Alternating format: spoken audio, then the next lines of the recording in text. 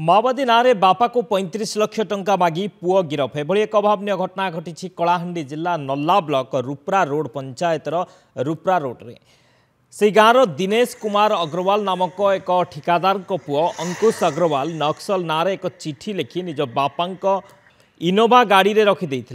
से चिठी रे 35 लाख टंका दियो नचेत तुम परिवार समस्त जीवन मारिदेवा उल्लेख रही चिठी को परिवार लोक पाइबा परे भयभीत हो पड़ते एने दिनेश नल्ला थाना एक लिखित अभियोग करते अभियोग को भित्ति नल्ला पुलिस सहित कलाहांडी पुलिस एक टीम स्वतंत्र टीम घटनार तदंत करथिला। एथिरे पुओ अंकुश संपृक्त थिबा जानिबा को पाइथिला पुलिस। या परे पुलिस अंकुश को गिरफ्त करी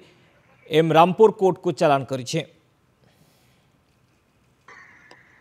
पुओ रचिथिला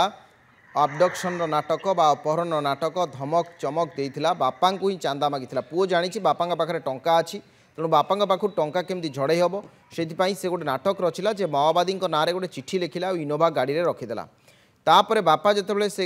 चिठी को पाइले तत्क्षणात पुलिस को देले पुलिस जांच कला जना पड़ा माओवादी नारे पुओ ही बापा को मागिथिला टंका 35 लाख टंका मागिथिला। पुणी एक्जाक्ट अमाउंट से लिखा था 35 लाख टंका ही दब हुए तो से गाड़ी किनी था कि अलग कौटी कौन काम करता किंतु वर्तमान पुलिस ताको गिरफ्त करिछि। शोभेन पट्टनायक अच्छा आम सहित एम रामपुर आमर जी रिपोर्टर शोभेन आपन को स्वागत करुछि मो मिड डे प्राइम बुलेटिन को। ये गोटे अत्यंत गोटे फिल्मी स्टाइल रे कहानी जोटी पुओ बापा को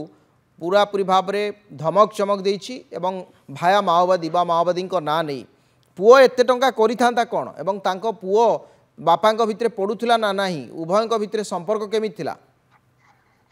देखंतु शक्ति एक अभिनव उपाय बापा ठू टंका अदा करने को जाई जेल चारि कांथरे पुओ एभली घटना कलाहांडी जिल्लार आलोचनार विषय पलटि जहाँकि नल्ला थाना अधीन रुप्रा रोड ठिकादार दिनेश अग्रवाल पुओ 24 वर्षीय अंकुश को जितेबाला अधिक टंकार आवश्यक पड़ला बापा मना करवा स्वाभाविक जेहेतु पुओ कौन एति टंका चाहूला कौन कर सेटा बापा को जना नथिला कि सेटा कहवाकू भी निजे भी चाहू नथिला पुओ तेणु से गोटे अभिनव उपाय करा जोटा कि माओवादी ना रे एक चिठी लिखा प्लान प्रस्तुत कला से निजको माओवादी कही एक